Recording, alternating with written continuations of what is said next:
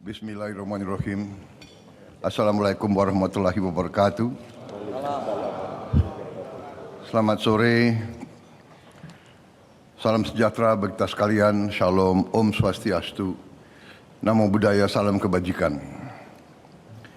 Yang saya hormati Wakil Presiden Republik Indonesia Saudara Gibran Rakabuming Raka, para Menteri Koordinator, para Menteri, para Kepala Badan, Ketua Dewan Ekonomi Nasional, para penasihat dan staf khusus Presiden,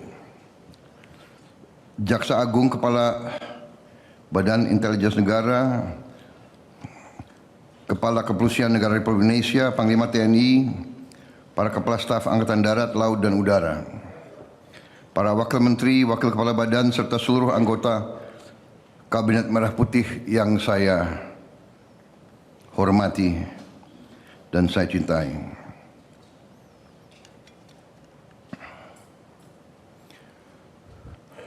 Pertama-tama sebagai insan yang bertakwa, marilah kita tidak henti-hentinya memanjatkan puji syukur kehadirat Tuhan Maha Kuasa, Tuhan Maha Besar, Allah Subhanahu wa Ta'ala, bagi umat Islam yang memiliki sekalian alam.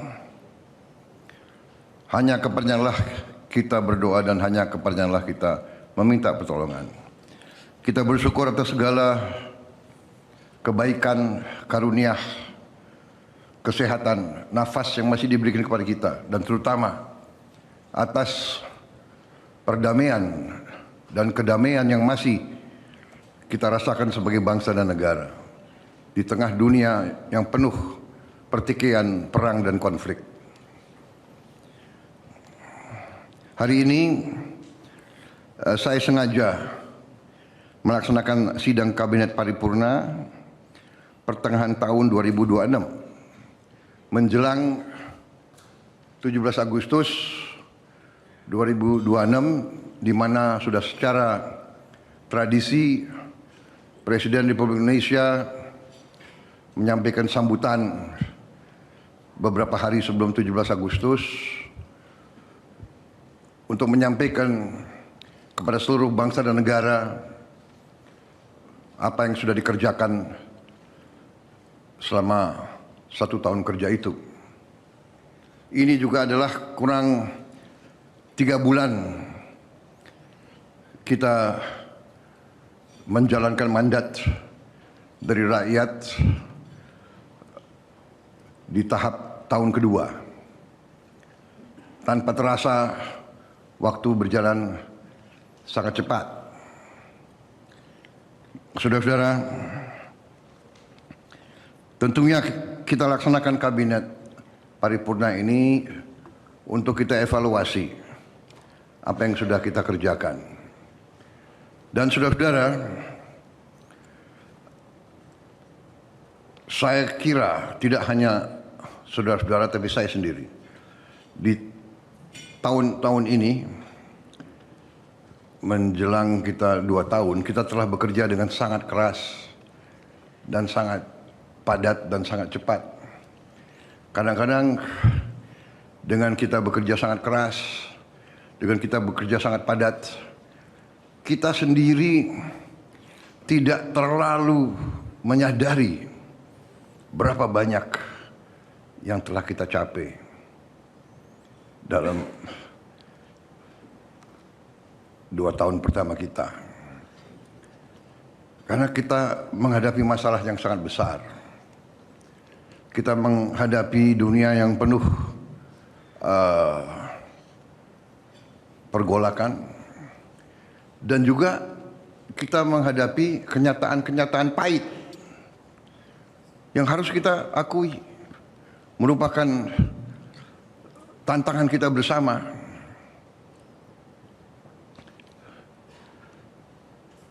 Kita tidak bermaksud untuk mencari kesalahan. Kita tidak bermaksud untuk membanding-bandingkan. Tiap masa ada pemerintahnya, tiap pemerintah ada masanya. Tiap masa ada pemimpinnya. Tiap pemimpin punya masanya. Kita tidak bermaksud, tetapi kita sebagai anak bangsa, kita sebagai unsur pimpinan, dan kita semua di sini adalah unsur pimpinan. Kita di sini pemimpin politik, pemimpin teknokrat, pemimpin budaya, pemimpin masyarakat. Dan kita diberi mandat oleh rakyat untuk menghadapi dan menyelesaikan masalah. Jadi kita tidak boleh takut dengan masalah. Kita tidak boleh takut dengan kesulitan. Kita tidak boleh takut dengan kekurangan. Kita faham, seluruh bangsa faham bahwa gaji guru-guru kita kurang. Kita faham bahwa lapangan kerja kita kurang. Kita faham masih banyak kemiskinan ekstrim. Kita faham, ini semua masalah kita faham. Kita mengerti. Justru ini yang kita dipilih, diberi mandat untuk kita selesaikan. Kita faham ada ketimpangan di masyarakat kita. Tapi terus terang saja saya katakan di mana-mana, saya sendiri sebagai presiden, sebagai yang diberi mandat bersama saudara wakil presiden, kita disumpah, saya sendiri tidak menduga sesungguhnya betapa beberapa masalah itu sangat di luar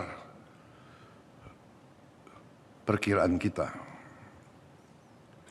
Terjadi suatu distorsi terhadap perekonomian kita. Telah terjadi mengalir keluar kekayaan kita secara signifikan. Ribuan triliun, ratusan miliar dolar tiap tahun dengan praktek-praktek under invoicing, pemalsuan laporan.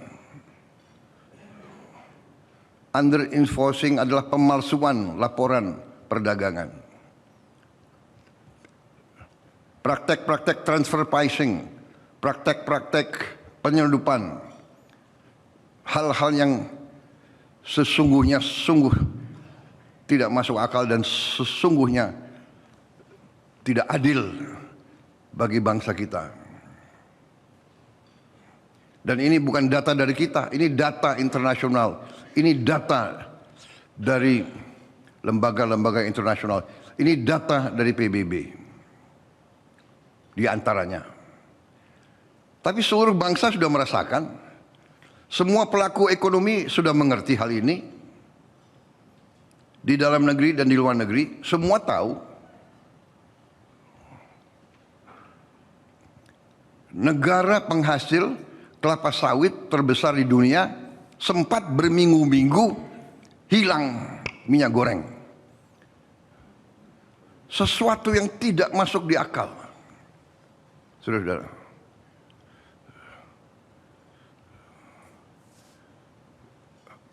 jadi saudara-saudara, kita dihadapi dengan masalah yang sangat besar.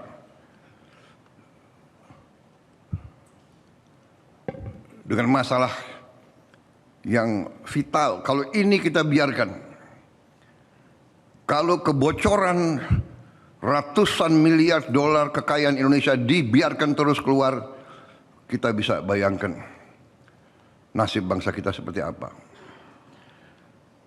Karena itu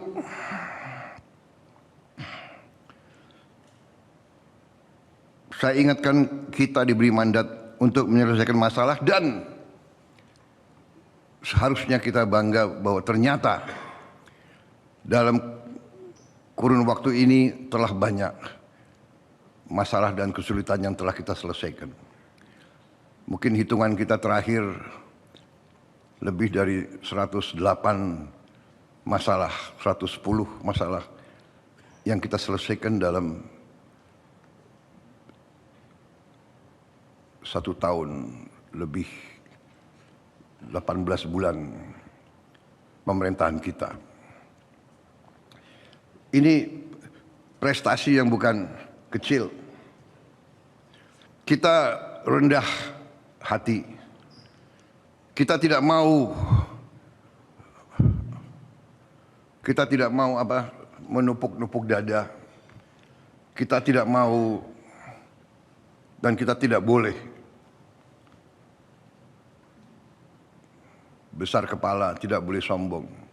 Itu watak kita sebenarnya. Watak bangsa kita. Ojo dumeh. Tetapi kalau kita berprestasi, kita harus akui bahwa kita berprestasi.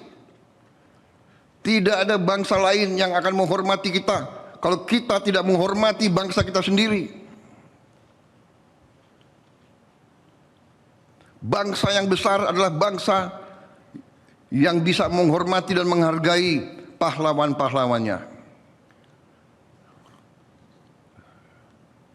Bangsa yang besar adalah bangsa yang bisa memahami kesulitan dan tantangan yang dihadapinya, tapi juga bisa menghormati dan menghargai prestasi yang dia capai.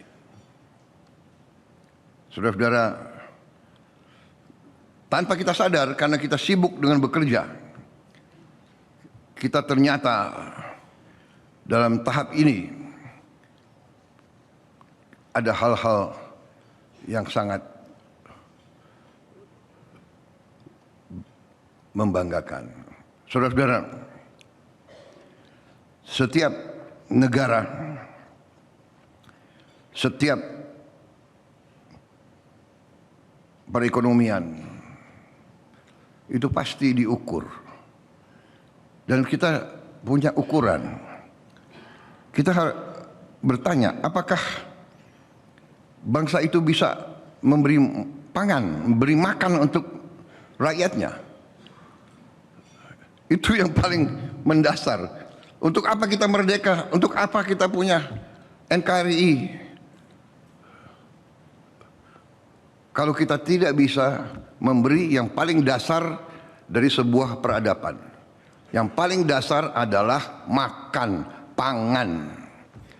Kalau ada orang-orang pintar mengatakan bahwa ada yang lebih penting dari perut yang lapar, ya saya persilahkan, saudara-saudara. Yang saya tahu dari sejarah ribuan tahun peradaban manusia, tidak ada masyarakat yang bertahan tanpa pangan. Punah, peradaban punah kalau tidak ada makan. Untuk menjamin pangan perlu air, perlu lingkungan yang dilestarikan, perlu lahan yang subur, perlu kebijakan yang benar. Kita bertanya sekarang, apakah harga pangan terkendali? Apakah pupuk tersedia untuk rakyat, untuk petani, dalam harga yang terjangkau? Kita bertanya, apakah anak-anak sekolah memperoleh makanan bergizi di sekolah? Saudara-saudara, saya diserang karena ingin memberi makan bergizi untuk anak-anak Indonesia. Memberi makan untuk anak-anak Indonesia, untuk ibu-ibu hamil, untuk orang-orang lansia, dianggap pemborosan. Tapi ribuan triliun yang menguap, yang pergi dari bumi Indonesia tiap tahun selama 34 tahun tidak ada komentar. Tidak ada pakar yang protes. Tidak ada investigasi.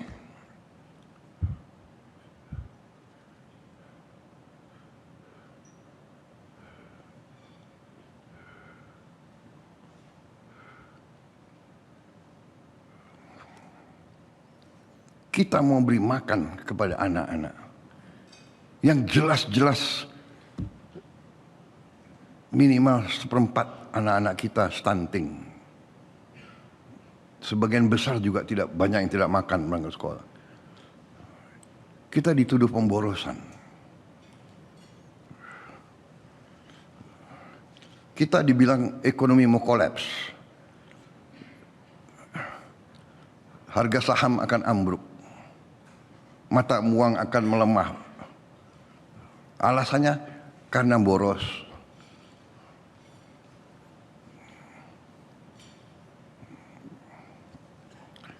Saudara-saudara,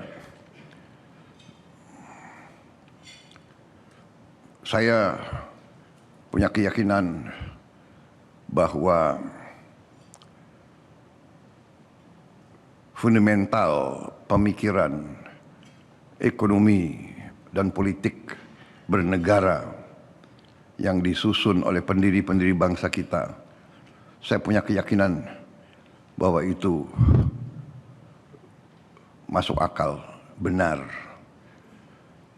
Undang-Undang Dasar 1945 lahir dari perjuangan lama, lahir dari pengalaman penjajahan, lahir dari imperialisme. Apa arti imperialisme? Imperialisme artinya adalah diambilnya kekayaan sebuah bangsa oleh bangsa lain.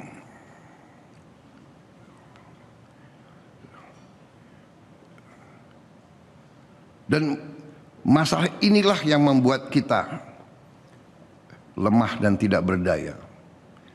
Sehingga pendiri-pendiri bangsa kita melalui perjuangan berat dan lama dan berujung di suatu perjuangan fisik, mereka memiliki filosofi. Mereka telah merumuskan suatu filosofi. Filosofi adalah Pancasila. Dan Pancasila ini adalah suatu filosofi yang utuh, yang integralistik. Di situ ada pemahaman ekonomi. Ekonomi Pancasila harus ekonomi yang juga berkeadilan.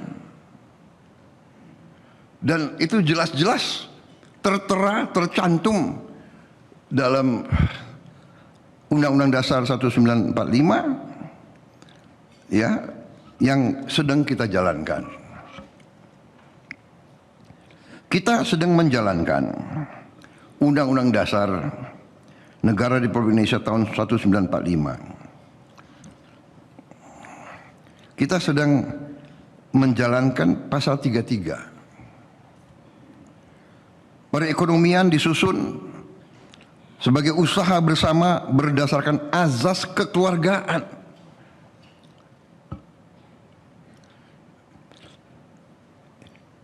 Ini jangan dianggap suatu slogan atau suatu retorika yang indah. Perekonomian disusun sebagai usaha bersama berdasar atas azas kekeluargaan. Berarti seluruh anak bangsa ini bagian dari keluarga besar NKRI. Tidak boleh ada satu elemen, satu pihak yang menindas pihak lain. Tidak boleh ada satu elemen yang memborong kekayaan bangsa sehingga yang lain tidak bisa nikmati. Ini arti daripada ekonomi berdasar atas azas kekeluargaan. Cabang-cabang produksi yang penting bagi negara dan yang menguasai hajat hidup orang banyak dikuasai oleh negara. Jadi ini bukan sesuatu yang perlu ditafsirkan. Bumi, air, dan kekayaan alam yang terkandung di dalamnya harus dipergunakan sebesar-besarnya untuk kemakmuran rakyat. Harus.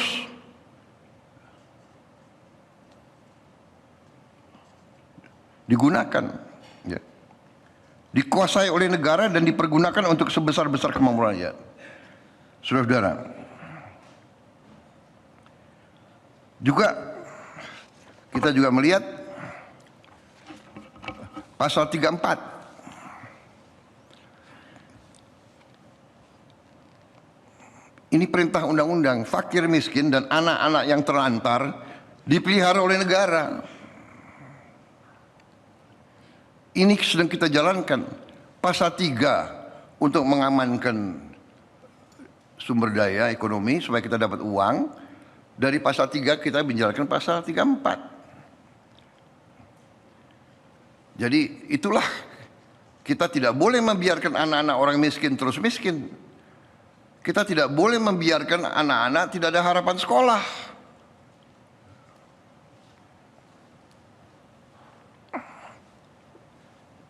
Ini sudah kita jalankan. Negara mengembangkan sistem jaminan sosial bagi seluruh rakyat dan memberdayakan masyarakat yang lemah. Memberdayakan masyarakat yang lemah dan tidak mampu sesuai dengan martabat kemanusiaan.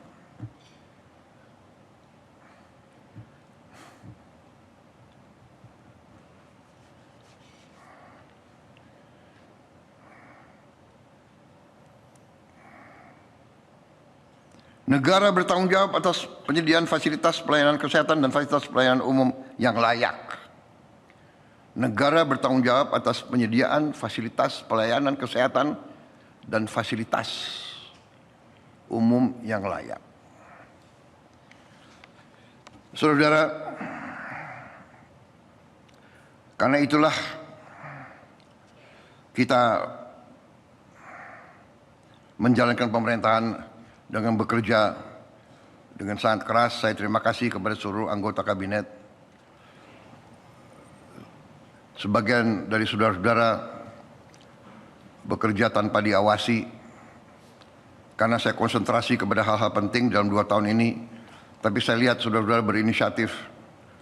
Saudara masing-masing bekerja dan bersama kita telah mencapai prestasi-prestasi yang menurut saya cukup membanggakan. Mungkin sedikit pemerintahan di dunia mencapai apa yang kita mencapai. Masalahnya masih lebih banyak. Cita-cita kita lebih besar. Pekerjaan kita masih banyak. Perjalanan perjuangan kita masih jauh. Tapi kita sudah melihat sekarang apa yang kita sudah capai. Bulan ini akan kolaps, bulan ini akan kolaps, bulan ini akan kolaps. Ternyata semakin hari semakin kuat. Semakin hari semakin kuat. Dunia sedang perang. Banyak negara termasuk risau dan panik masalah pangan. Kita sudah duluan swasembada pangan. Masalah energi pun kita menghadapi kesulitan, tapi kita lebih siap dari yang lain. Ini bukan untuk membuat kita lengah. Ini bukan untuk membuat kita cepat puas, tidak. Tapi saudara-saudara, capaian kabinet merah putih yang 110, 112 masalah itu saya minta dibagikan ke saudara-saudara sekalian, mudah-mudahan ada. Ya, bukunya sudah dibagikan. Sudah dibagikan. Hah? Iya, dibagikan, bukan disiapkan. Saya minta dibagikan. Jadi ada di depan para menteri dan wakil menteri. Bagikan sekarang kalau ada.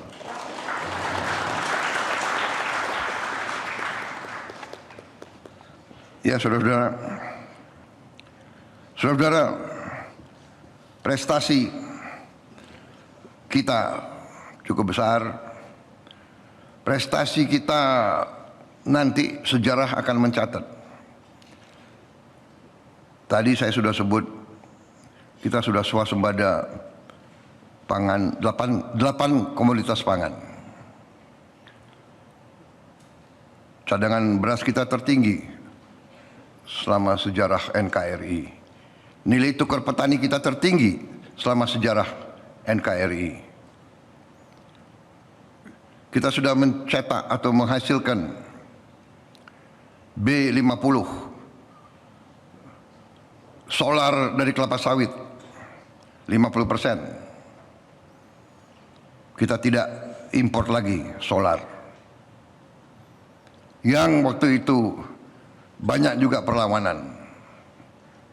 Ada yang bilang pabrik-pabrik mesin tidak akan dukung kita dan sebagainya, dan menakut-nakuti kita. Kita bangsa Indonesia yang 287 juta ini, pemimpinnya selalu ditakut-takuti supaya kita memimpin dengan ketakutan, takut dengan pasar, takut dengan ini, takut dengan apa itu, takut dengan rating agency, takut dengan itu. Kita percaya kepada kekuatan kita sendiri.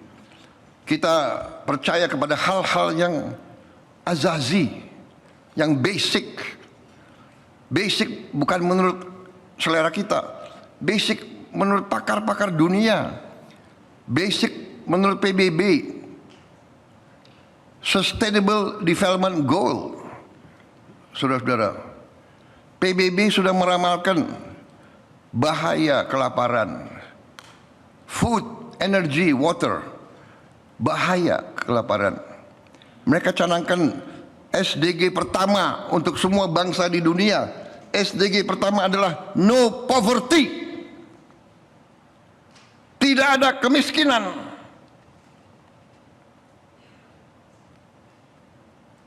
Kalau kita mau bantu rakyat kita yang miskin, dibilang pemborosan. Kalau kecurangan, penyelundupan, diem.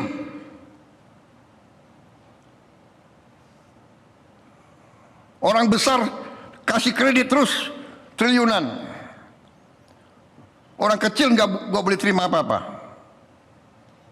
Zero hunger, zero hunger. Tidak boleh ada orang Indonesia yang lapar.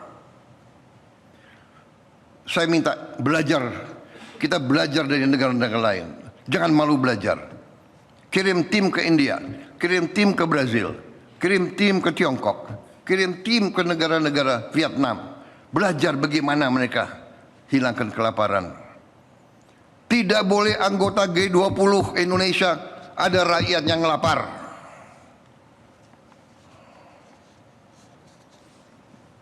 SDG ketiga, good health and well-being. Nomor 4, quality education. 5, gender equality. 6, clean water. 7, affordable and clean energy. Decent work and economic growth. Industry, innovation, infrastructure, reduced inequalities. Saudara-saudara, ini yang kita sedang kerjakan. Ini yang sedang kita kerjakan, saudara-saudara. Ya. Jadi jangan ragu-ragu. Kita berada di jalan yang benar. Kita berada di jalan yang rasional. Yang tidak rasional adalah tadi illegal mining, illegal kebun, illegal logging, penyelundupan, under invoicing, transfer pricing. Itu adalah fraud, itu adalah pidana, itu yang tidak rasional. Jangan dibalik. Yang sudah diramalkan zaman edan, yang benar disalahkan, ya kan? Yang salah dibenarkan. Ini tidak. Kita yakin kita di atas jalan yang benar. Jadi saudara,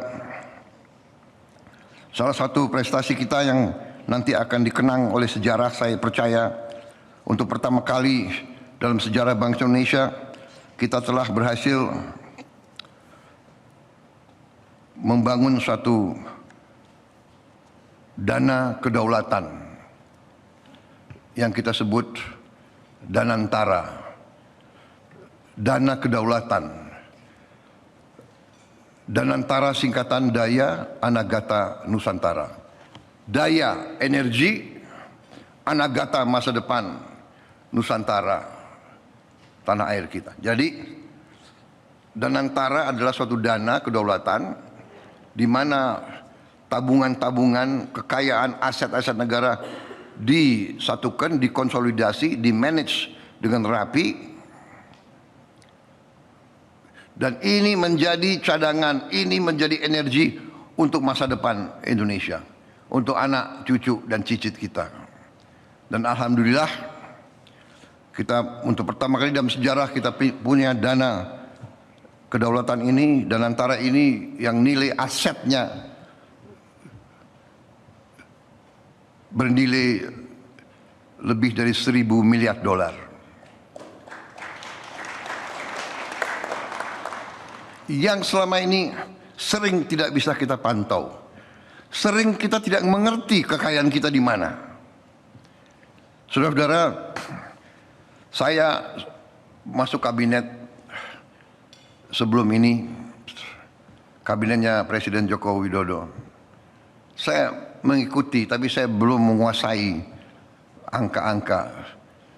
Saya sendiri anggota kabinet, saya mengira bahwa jumlah BUMN itu berkisar di antara 300 sampai 350. Saya kaget. Waktu saya jadi presiden, saya diberi laporan BUMN itu jumlahnya 1.077. Dan ini harus kita cek lagi. Ada BUMN yang bikin anak perusahaan, dia bikin lagi cucu perusahaan, dia bikin lagi cicit perusahaan. Dan saya terima kasih, saya bangga pimpinan daripada Danantara dalam tahun pertama 18 bulan pertama sudah berhasil mengurangi jumlah tersebut dari 1.077 di akhir bulan ini, di akhir 31 Juli mereka sudah menutup, mengkonsolidasikan, memerger sehingga dari 1.077 berkurang 250 BUMN, sudah berkurang 250. Nah, ini boleh tepuk tangan dong. Tepuk tangan. Saya kira, maaf ya, mungkin Ketua DEN Pak Luhut dan bisa dicek di dunia, mana ada negara yang menutup state owned enterprise 250 dalam 1 tahun. Dan mereka menyanggupi laporan ke saya, Pak, Desember 31 tahun 2021 jumlah BUMN kita dari 1.077 akan maksimal 350. Berarti di akhir 2026 mungkin 700 BUMN yang akan kita tutup, kita merger, kita konsolidasi, berkurang dari 1077 akan menjadi maksimal 350. Dan mereka laporan dengan ditutupnya 250 BUMN, overhead, biaya rutin yang bisa diselamatkan adalah 50 triliun. 50 triliun. Gaji direksi, gaji komisaris, sewa gedung, bayar listrik, bayar transport, bayar ini, rapat kerja, 50 triliun. Desember 31 saya kira ini mungkin angka penghematan bisa naik. Bisa mendekati 70-80 triliun. Saya terima kasih dari pimpinan Danantara. Kemudian untuk menghadapi fenomena tadi, ya ini prestasi yang lain saya kira, ya proyek abadi gas abadi Masela 28 tahun mangkrak. Saya berangkat ke Tokyo, saya ketemu pimpinannya perusahaan-perusahaan Jepang itu, Inpex. Saya sampaikan dengan baik dan sopan, saudara masih berminat tidak? Kalau saudara tidak berminat, saya akan alokasi, saya akan tunjuk perusahaan lain. Sopan tapi tegas.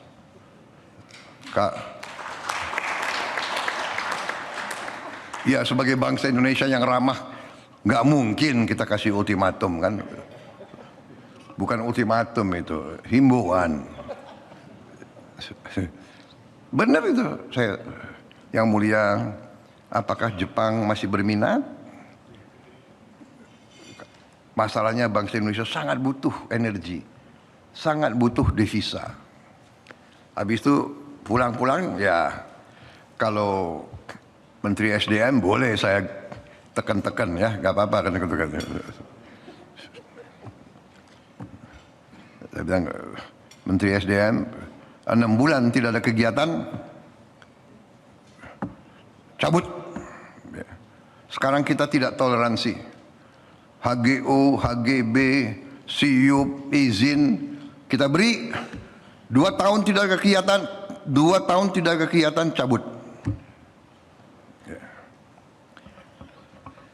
Untuk mengatasi segala praktek under invoicing, etc., ya, laporan palsu, saya kumpulkan KKSK, ya, Menteri Keuangan, Bank Indonesia dengan OJK dan tim ekonomi kita telah kumpul di Istana Merdeka. Ketua DEN hadir dengan beberapa penasihat-penasihat di bidang ekonomi. Waktu itu saya gambarkan, saya minta pendapat mereka semua. Apa kita mau teruskan ini? Aliran uang ratusan miliar dolar ke luar negeri, kekayaan kita, dari sumber daya kita, mau kita teruskan? Mereka semua bilang tidak bisa Pak, jangan kita teruskan. Bagaimana caranya kita tidak teruskan? Akhirnya diusulkanlah sistem ekspor satu pintu untuk komunitas-komunitas milik bangsa dan negara. Dan saya ingatkan, semua komunitas adalah milik bangsa Indonesia. Bumi, air, dan semua kekayaan yang terkandung di dalamnya itu milik bangsa Indonesia. Nikel, karet, semuanya. Kelapa sawit, batu bara, emas. Sehingga kita terapkan ekspor satu pintu dan kita dirikan PT DSI, Danantara Sumber Daya Indonesia. Iya kan, itu Danantara Sumber Daya Indonesia. Di depan DPR waktu itu kita umumkan 20 Mei 2026, 20 Mei hari yang signifikan, hari kebangkitan, ya, hari kebangkitan nasional kita. Kita dirikan PT DSI, mulai beroperasi penuh pada 1 Juli sebagai instrumen negara untuk memperkuat tata kelola dan konsolidasi ekspor komoditas strategis. Saudara-saudara, kita bangun sistem ekspor satu pintu agar negara mengetahui berapa yang diekspor, kepada siapa dijual, berapa harga sebenarnya, berapa devisa yang seharusnya kembali ke Indonesia. Itu tujuannya. Ya biasa, pertama banyak yang nyinyir, yang ini dan sebagainya, tapi ternyata dunia luar mengakui bahwa ini adalah langkah Indonesia yang benar.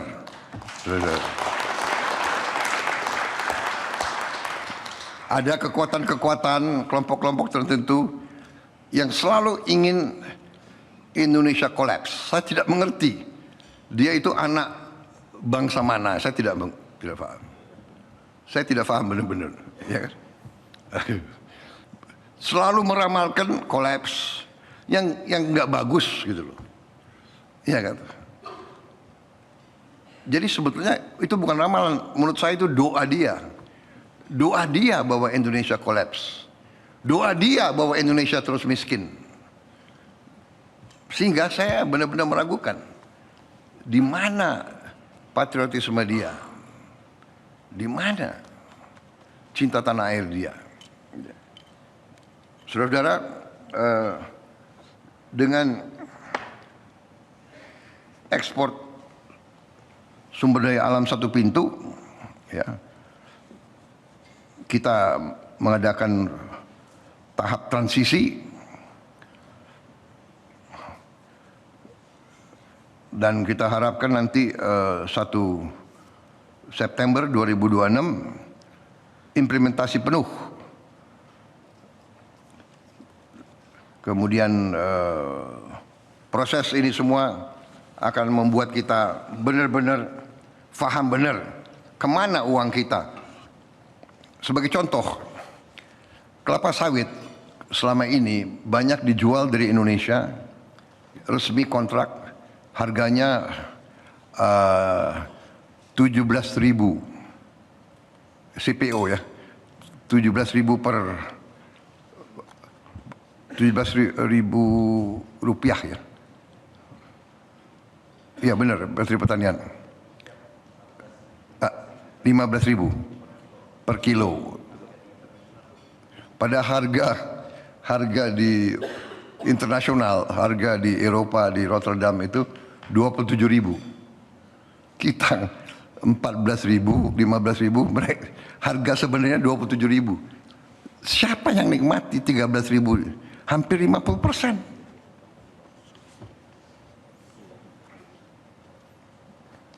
Jadi permainan seperti inilah yang menusuk hati kita, ya. Jadi perusahaan dari Indonesia dia ekspor, begitu di sini dia jual 14.000. Dalam perjalanan ke Eropa,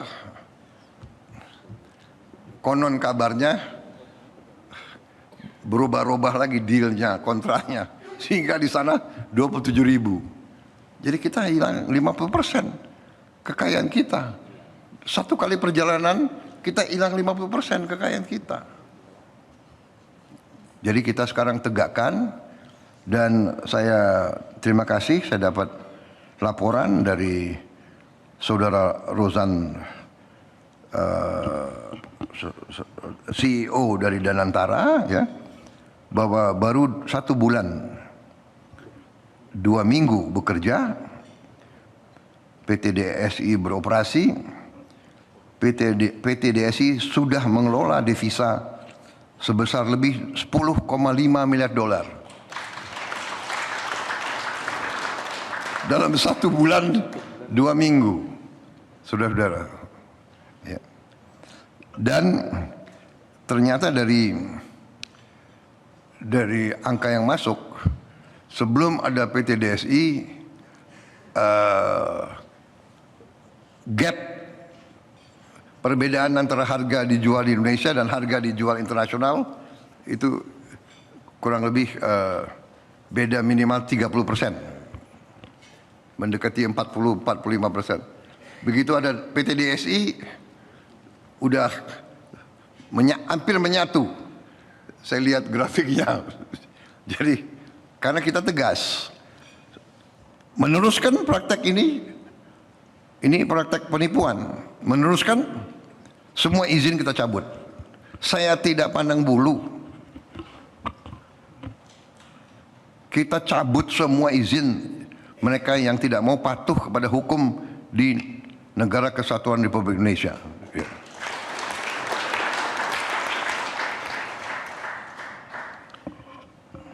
Saudara-saudara, tentunya kita tidak boleh cepat puas, ya. Tapi kita sudah melihat langkah-langkah kita sekarang, bahwa tadinya kita ditakut-takuti. Ada rating agency, ya, global rating agency, nanti akan kasih raport jelek Indonesia. Kita akan diturunkan supaya nanti nggak ada yang mau invest di Indonesia. Saudara-saudara, bukan kita takut, tapi ternyata Standard and Poor, S&P, mereka sendiri sudah umumkan bahwa mereka menilai bahwa pembentukan PT DSI adalah tepat.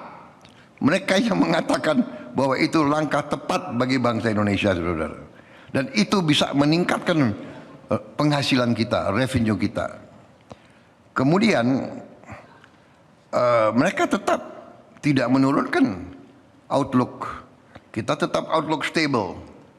Kita tetap punya rating investment grade, emerging market. Bukan kita selalu harus puas dengan rating bangsa lain. Sekali lagi saudara, percaya kepada kekuatan kita sendiri. Kita hidup di dunia global, tapi kita harus percaya kepada kekuatan kita sendiri. Kita percaya kepada fundamental kita sendiri. Ya. Apapun terjadi, kita sekarang pangan aman, energi cukup kuat, air kita berlimpah-limpah, tinggal manajemennya. Ada daerah yang kurang, jadi fundamental kita kuat. Lahan kita cukup. Kita sudah buktikan rawa kita rubah jadi sawah. Rawa yang tidak bermanfaat kita rubah jadi produktif. Saudara, kita sudah mulai dipandang. Dan kita akan buktikan. Saya yakin dan percaya kita akan jadi lumbung pangan dunia. Saya percaya itu. Saya tidak tahu di zaman siapa nanti, tapi saya percaya itu, saudara-saudara. Semua orang sudah meramalkan kok kita akan jadi negara kelima, keempat. Semua. Hanya kita sendiri kadang-kadang. Bukan rendah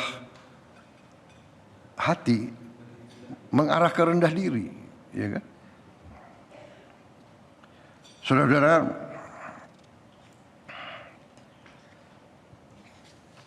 kita yakin bahwa kita berada di arah yang benar, tapi kita juga waspada. Ya. Kita koreksi diri, kita tahu bahwa efisiensi kita masih kurang, regulasi kita terlalu banyak, peraturan kita terlalu banyak. Ya, saya tegaskan di sini, kita harus sederhanakan pemerintahan. Kita akan mulai melaksanakan atau sudah merintis ke arah digitalisasi pemerintahan dengan GovTech dan program-program lainnya. Saya berharap nanti single national identity card bisa dieksekusi, bisa diimplementasi dengan sebaik-baiknya. Ya, kita terus sederhanakan peraturan-peraturan menteri dan sebagainya, harus juga sinkron dengan nafas penyederhanaan, deregulasi, dan efisiensi. Saudara-saudara, kita juga salah satu prestasi kita adalah kita sekarang memiliki sistem perlindungan sosial, menurut saya salah satu terkuat di dunia, salah satu. kalau kita ikuti semua program-program ini, dan program-program ini adalah hasil dari pemerintah-pemerintah sebelum kita. Saya selalu mengakui tidak ada pembangunan bangsa, tidak ada transformasi bangsa yang sepotong-sepotong. Ini adalah long march. Semua yang kita miliki dari Bung Karno, dari Pak Harto, dari Pak Habibie, dari Gus Dur, dari Megawati, dari Presiden SBY, dari Pak Jokowi. Semua yang kita miliki sekarang hasil dari kerja keras mereka, hasil dari kerja keras pemerintah mereka.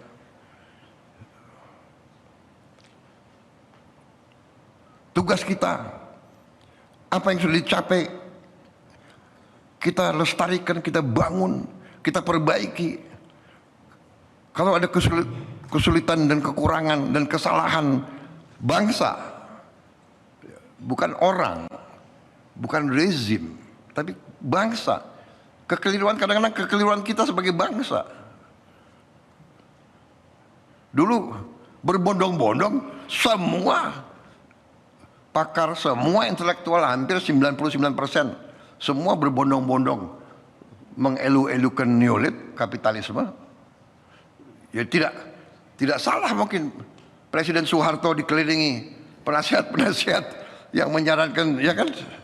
Kemudian habis itu Pak Habibie dan selanjutnya. Ya nggak ada masalah. Tapi kita sekarang melihat pengalaman itu, kita lihat negara di Amerika saja sudah ditinggalkan kok. Di Eropa saja sudah meninggalkan neolib. Masa kita mau teruskan?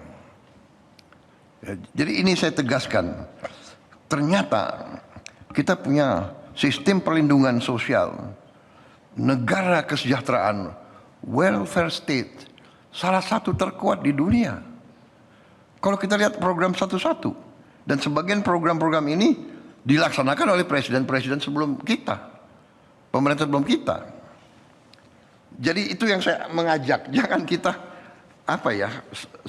punya budaya nggak tahu dari mana, itu ada selalu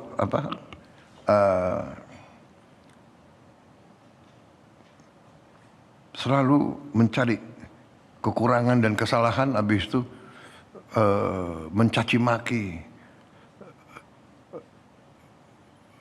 pemimpin, walaupun pemimpin sudah sepuh, pemimpin sudah gak ada, pemimpin sudah turun dan sebagainya. Ini bukan budaya yang baik. Saudara-saudara, kalau kita lihat upaya untuk mengurangi dan menghadapi orang miskin sangat besar. Kita punya program Keluarga Harapan. 10.000 keluarga. Desil 1, 2, 3, dan 4. 10 juta. 10 juta keluarga. Berarti kurang lebih 40 juta rakyat Indonesia menerima antara 75.000 sampai 250.000 rupiah per bulan. Sekolah rakyat, anak-anak dari desil yang paling miskin, total yang diterima itu 4 juta per bulan. Kartu Indonesia Pintar, ya. 1,2 juta mahasiswa dibantu biaya hidup 800.000 sampai 1,4 juta per bulan, bebas UKT. UKT singkatannya apa itu? Uang kuliah tunggal, dibantu langsung dibayar ke PT. Program Indonesia Pintar 22 juta 100.000 siswa, 22 juta 100.000 dari desil 1, 2, 3, 4 yang paling bawah. Jadi keberpihakan kita kepada orang miskin luar biasa. Kartu sembako 200.000 per bulan. Yang menerima adalah 18 juta 250.000 keluarga. 18 juta 250.000 keluarga. Kalau dikali 4, ini berapa ini? Kembali mendekati 40 juta. Bansos atensi 83.000 orang menerima bansos.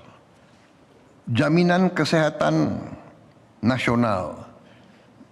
Jaminan kesehatan nasional 96 juta 800.000 orang, nyaris 100 juta.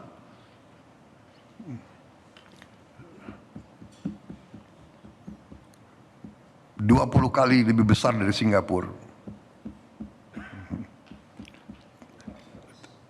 3,5 kali lebih besar dari Malaysia. Kita beri jaminan. Bantuan pemberdayaan sosial ekonomi. Bantuan stimulan perumahan swadaya. 20 juta per rumah. 400.000 penerima manfaat. Nanti saya minta Menteri Perumahan, Menteri Sosial dikaji kembali. Apakah ditambah penerima manfaat sehingga indeksnya bisa dikurangi, ya, dengan mungkin kita tidak kasih uang tapi kasih bahan, ya, kasih semen, kasih genteng, kasih kayu atau kasih baja ringan dan sebagainya, supaya lebih banyak bisa menerima. Fasilitas likuiditas pembiayaan perumahan FLPP 727.000 per bulan untuk 1.877.747 rumah tangga. Bantuan bencana, saudara-saudara, ya, cukup besar bantuan bencana kita adalah 30 triliun rupiah per tahun.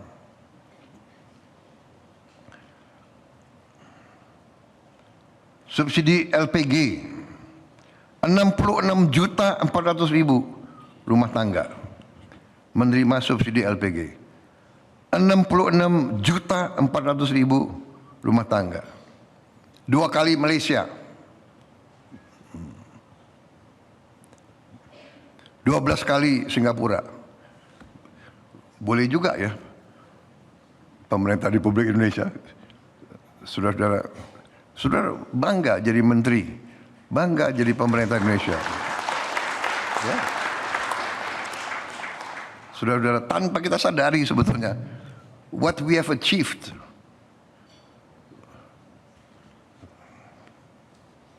Dan selalu saya katakan, saudara-saudara, marilah kita sadar, ini prestasi kita bersama. Dari zaman Bung Karno sampai sekarang.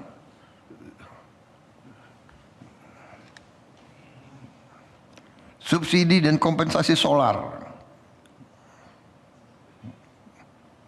Ada 484.000 rumah tangga. Kompensasi pertalite, nah ini 89.000 rupiah per bulan, 33 juta orang, 33 juta rumah tangga, hampir 33 juta 787.364 rumah tangga. Subsidi dan kompensasi listrik 130.000 rupiah sampai 150.000 rupiah per bulan. 87 juta rumah tangga, 87 juta rumah tangga. Hampir seluruh rakyat Indonesia itu. Diskon tarif kereta api 1,3 juta penumpang. Diskon angkutan laut hampir 500.000. Bantuan pangan 10 kg beras, 2 liter minyak goreng untuk 3 bulan. 33,24 juta keluarga di Desil 1, 2, 3, 4.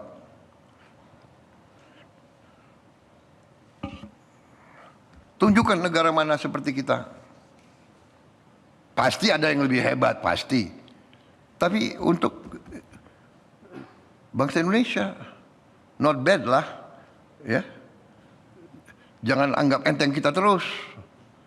We are strong. We are strong, we are rich, and we will be richer. Kita akan lebih kaya, saudara-saudara sekalian. Karena kita tidak mau jadi lugu lagi. Kita terlalu lugu.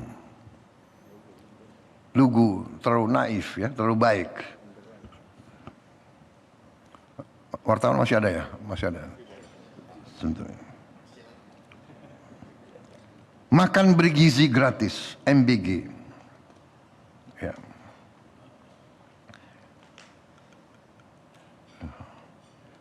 .74.560.000 siswa ibu hamil menyusui balita dan lanjut usia. Saudara. Cek kesehatan gratis 130.800.000 orang. Pertama kali, kalau ini pertama kali cek kesehatan gratis itu. Ya. Kita cek, tahu kondisi, tahu masalah, tahu apa yang kita harus kerjakan sekarang. Ternyata rakyat kita banyak sekali yang sakit gigi, giginya rusak. Artinya dokter gigi kurang. Tapi kalau kita nggak tahu bagaimana? Program afirmatif 150.000 sarjana S1 fresh graduate magang 6 bulan. Dan saya dapat laporan ya, Menteri Tenaga Kerja kurang lebih 60% yang langsung dapat pekerjaan di tempat dia magang. Sekolah Unggul Garuda 9.500.000 per bulan. Ini adalah anak-anak yang terpinter, walaupun dari keluarga tidak mampu, masuk ke sekolah Unggul Garuda. Niatnya adalah mereka ini akan nanti masuk ke program-program yang paling berkualitas di seluruh dunia. Rencana kita baru 4 sekolah unggulan Garuda yang terbangun. Prof. Brian, berapa rencananya? Total SMA Garuda.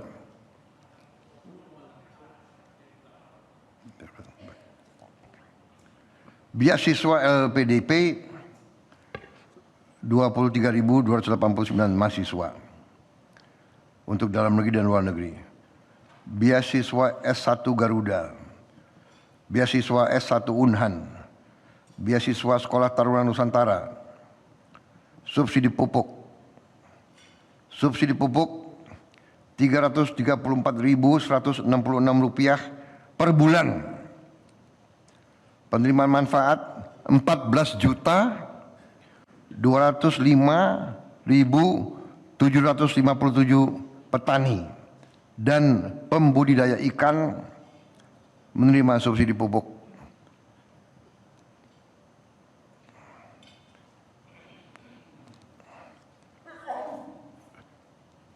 Subsidi bunga kur Rp500.000 per bulan, 6.084.205 debitur yang menerima. Sertifikat gratis 1.350.000 UMK. Saudara-saudara, ini adalah program, saya sebutkan rinci supaya kita mengerti apa yang sudah kita lakukan. Saudara-saudara, kita faham dan mengerti bahwa masa depan kita akan ditentukan oleh kualitas manusia kita, kualitas anak-anak kita, kualitas fisik, kesehatan, karena itu gizi sangat penting, tapi juga kualitas pendidikan. Kita faham bahwa pendidikan kita banyak ketertinggalan. Negara kita sangat besar, luas. Kita memiliki lebih dari 288.000 sekolah, banyak di tempat terpencil. Salah satu upaya kita adalah digitalisasi pendidikan.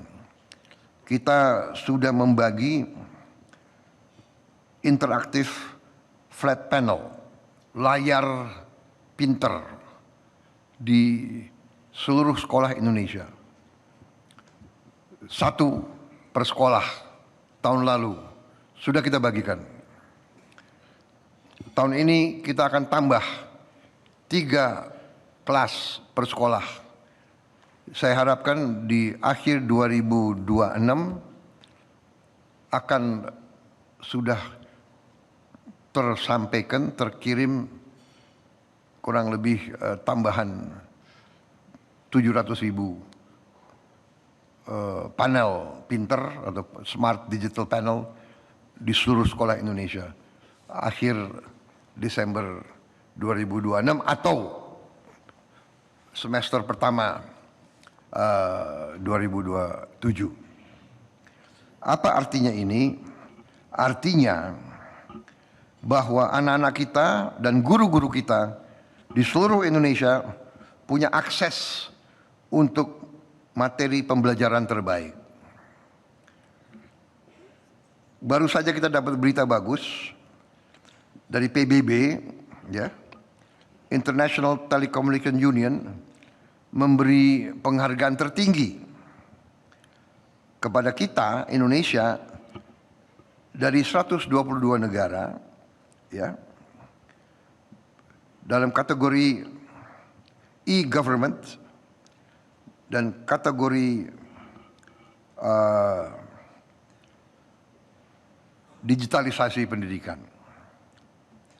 Bahwa kita punya apps yang dilaksanakan oleh Menteri Dikdasmen, ya, Kementerian Dikdasmen, rumah pendidikan, portal terintegrasi dengan interaktif flat panel yang kita bagikan, telah digunakan oleh lebih dari 6,9 juta pengguna. Menyediakan 4.843 sumber belajar gratis dan membantu ratusan ribu guru di daerah tertinggal, terdepan dan terluar. Penghargaan dari PBB ini membuktikan digitalisasi pendidikan kita diakui dunia. Kita melompat. Kita melompat, saudara-saudara. Kita tidak cepat puas, perjalanan masih jauh, tapi kita ingin memperbaiki semua sekolah kita. Tahun ini kita akan selesai 77.000 sekolah renovasi. Tahun depan target kita 100.000, tahun 2008 100.000. Kita berharap di 2029 seluruh sekolah Indonesia sudah direnovasi. Seluruh sekolah di Indonesia sudah direnovasi. Dan uangnya kita akan kirim langsung ke kepala sekolah, diawasi oleh komite orang tua, komite guru dan sebagainya. Dan ternyata hasilnya sangat baik. Kalau tidak salah ya Menteri Mendikdasmen ada di sini. Ya. Umpan balik yang saudara terima cukup bagus.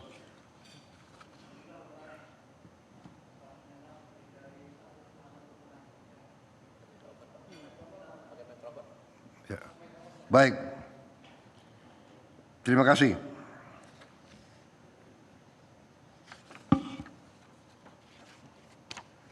Saudara-saudara, digitalisasi pemerintahan mutlak harus kita lakukan. Kita tidak boleh mempunyai puluhan aplikasi yang tidak saling berbicara. Kita tidak boleh meminta rakyat berkali-kali memasukkan data yang sama. Kita tidak boleh membiarkan rakyat mengeluarkan uang hanya untuk membuktikan bahwa dirinya miskin. Saat ini dari laporan Dewan Ekonomi Nasional, digitalisasi program bantuan sosial telah dijalankan di 43 kabupaten dan kota pada 26 provinsi. Sudah sekitar 1 juta keluarga terdaftar dari target 12,5 juta keluarga. Sebelumnya untuk mengurus berbagai dokumen dan mendaftar bantuan, sebuah keluarga dapat mengeluarkan biaya sekitar Rp150.000. Sekarang proses itu dapat dilakukan secara gratis. Ini manfaat langsung dari digitalisasi. Tapi tentunya kita harus melangkah lebih jauh. Data sosial, data kependudukan, data pendidikan, data kesehatan, data pekerjaan, data perumahan, data penerima bantuan harus terintegrasi dengan perlindungan keamanan yang kuat. Jangan sampai ada orang mampu menerima bantuan karena datanya tidak diperbarui. Jangan sampai ada keluarga miskin tidak menerima bantuan hanya karena tidak mengenal pejabat atau tidak memahami birokrasi. Kalau sistem kita akurat, target 0% kemiskinan ekstrem menjadi jauh lebih mungkin kita capai. Kita juga telah menghadirkan mall pelayanan publik di 313 kabupaten dan kota. Dalam satu tempat, masyarakat dapat mengakses sampai dengan 150 jenis pelayanan. Ini kemajuan. Tapi seluruh pelayanan yang memungkinkan harus tersedia secara digital. Rakyat tidak perlu mengantre berjam-jam. Rakyat tidak perlu berpindah dari kantor ke kantor. Pemerintah harus datang kepada rakyat melalui teknologi. Saya ingin Indonesia memiliki pemerintahan digital kelas dunia. Saudara-saudara sekalian,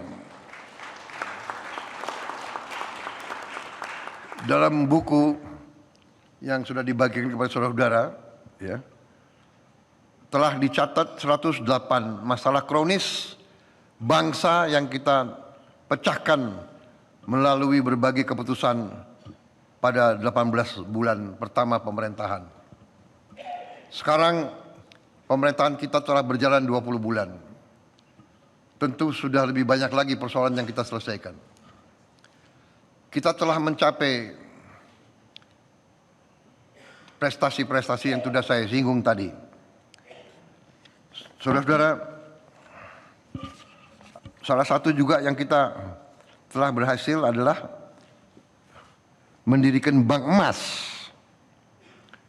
Untuk pertama kali dalam sejarah Republik Indonesia, Indonesia punya bank emas bulian yang sekarang sudah mengelola 153 ton emas.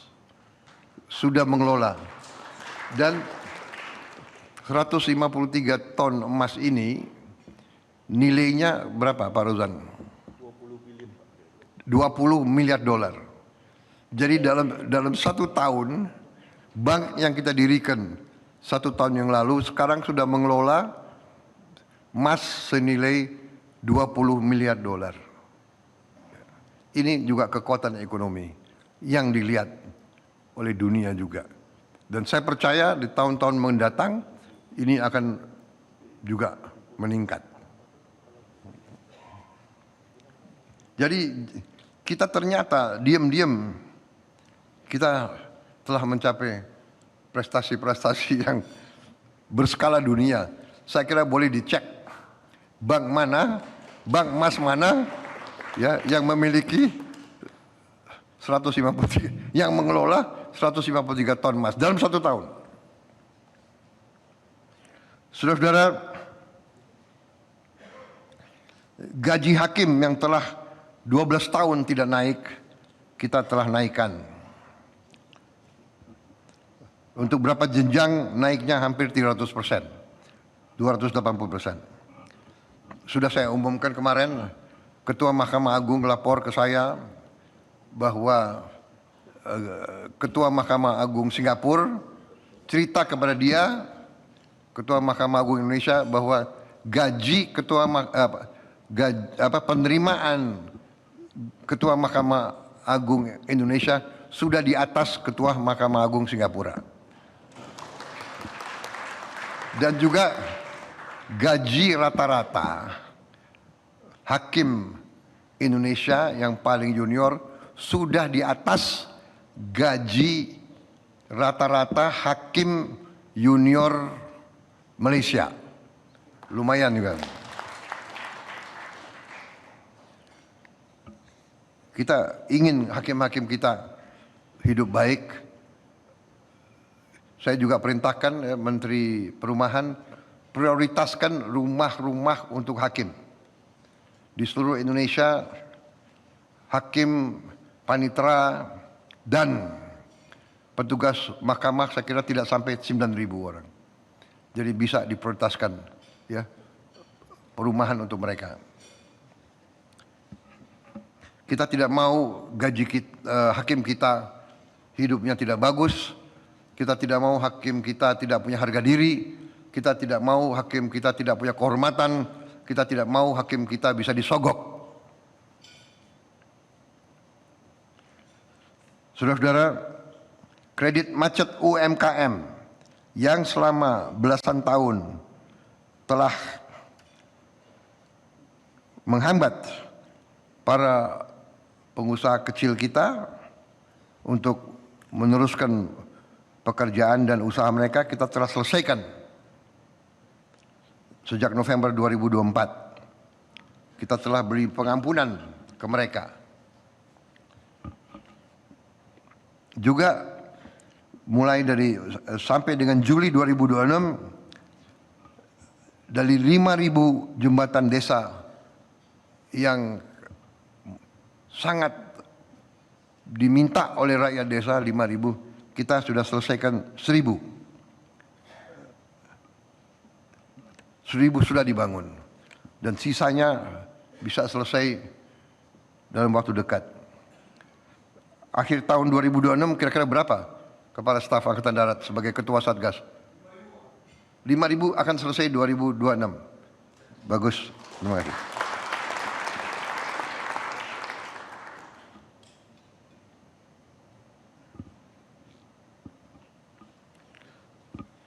Saudara, kita sudah membangun 100 kampung nelayan merah putih.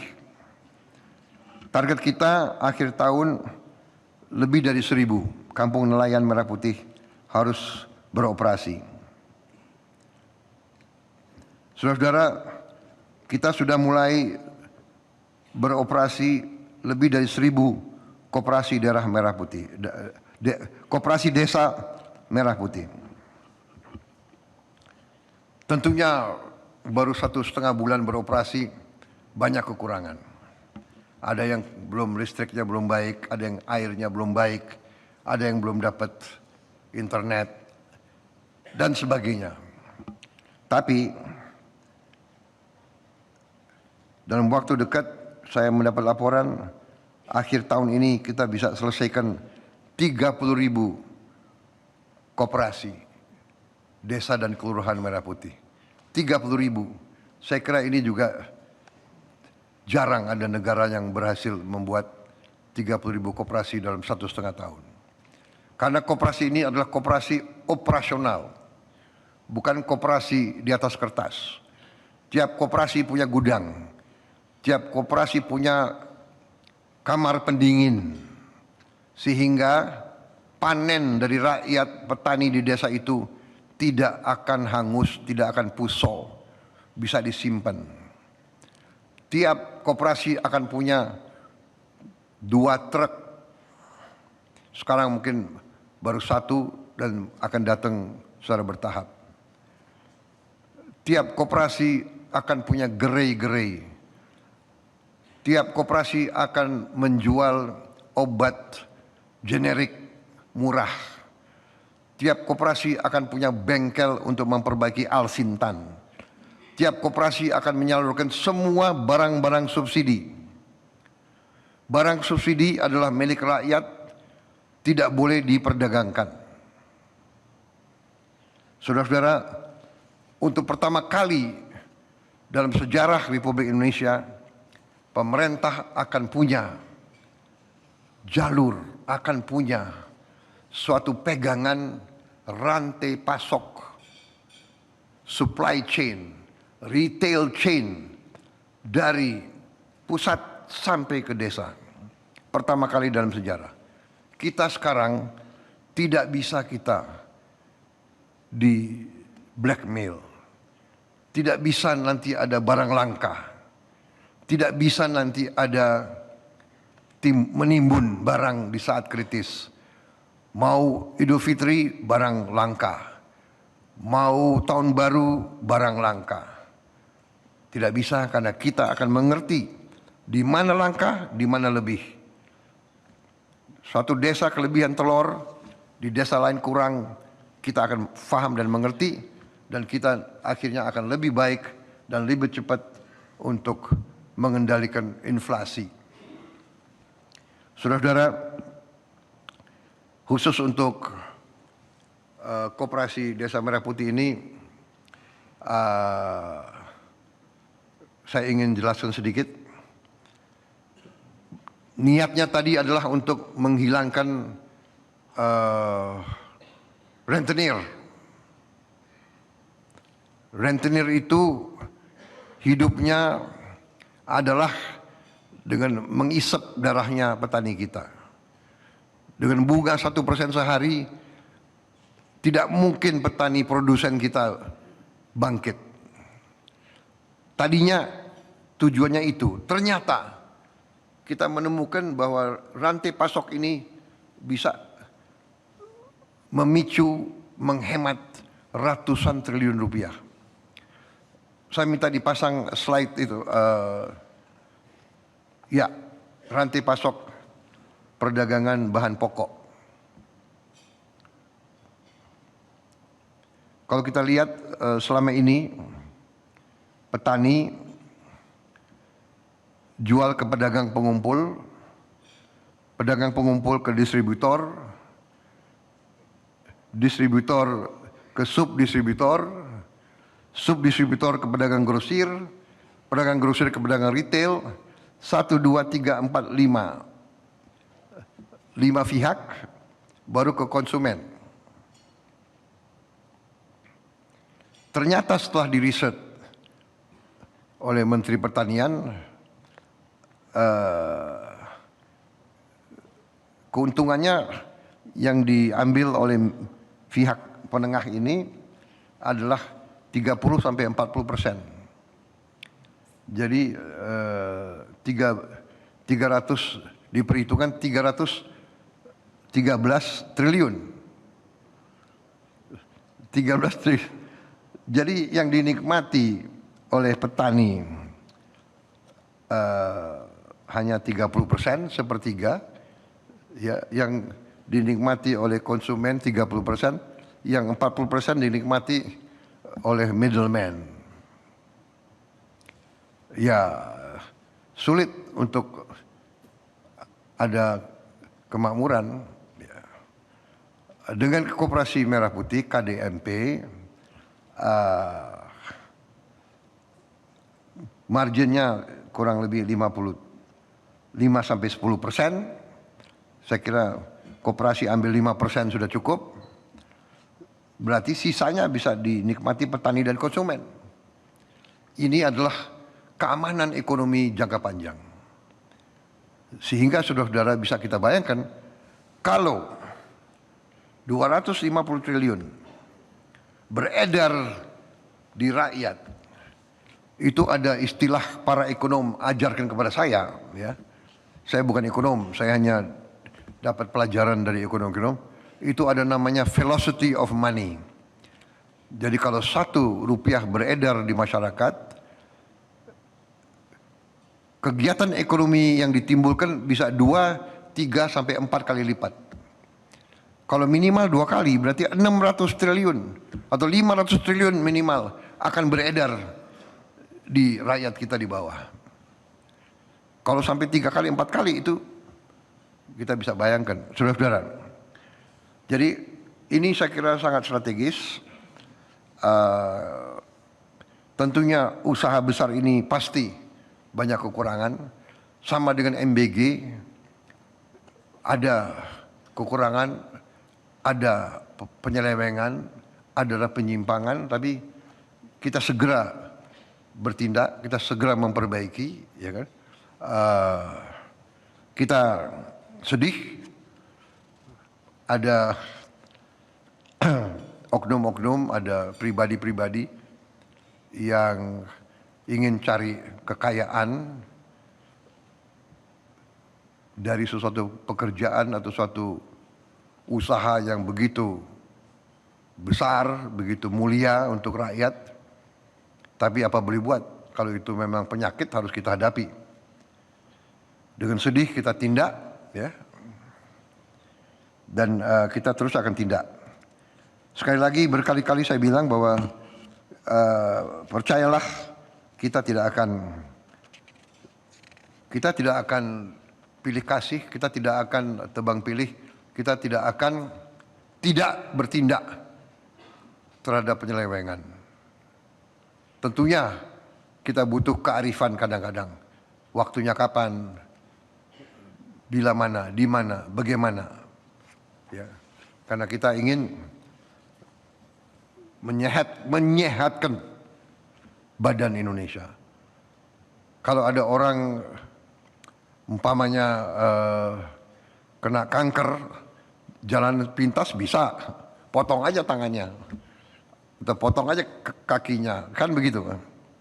Tapi mungkin dengan ketepatan, dengan terapi, dengan teknologi, dengan kita bisa tanpa terlalu merusak badan. Sama, saya dapat pelajaran bahwa ekonomi suatu negara sama dengan badan kita.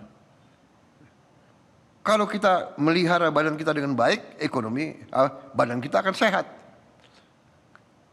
Sama, badan ekonomi kalau dipelihara dengan baik akan sehat. Tapi kalau diracuni dengan markup, dengan korupsi, dengan penipuan, dengan under invoicing, dengan transfer pricing, dengan pat gulipat, permainan antara birokrat sama pengusaha, antara bank kasih kredit ke itu saja, ya rusak, sakit. Nah, ini kita sedang perbaiki. Saya kira saudara-saudara, begitu banyak keputusan besar yang telah kita ambil, ya. Jadi saya rinci ini dalam sidang paripurna ini sebagai suatu tonggak evaluasi. What we have done, what we still have to do. Kita sudah mencapai ke sini. Ini untuk mendorong semangat kita. Ternyata benar. Ternyata kalau kebijakannya benar, niatnya benar, arahnya benar, sesuai dengan filosofi bangsa, sesuai dengan akal sehat, sesuai dengan itikat untuk untuk mengabdi kepada rakyat, ternyata hasilnya real. Hasilnya real. Dunia sudah mulai mengakui, saudara-saudara sekalian. Saya kira itu dari saya sebagai pengantar, ya. Dan sekarang saya persilahkan kawan-kawan media untuk menikmati minum kopi di luar ruangan.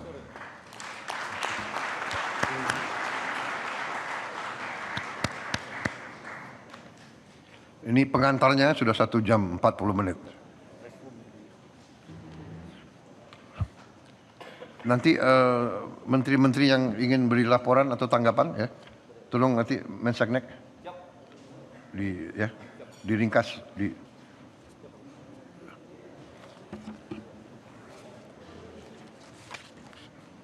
Apa sudah jelas semua? Saya kira kalau ditanya menteri-menteri bilang sudah Pak, sudah jelas semua. Kenapa? Jelajahi cara baru mendapatkan informasi. Download Metro TV Extend sekarang.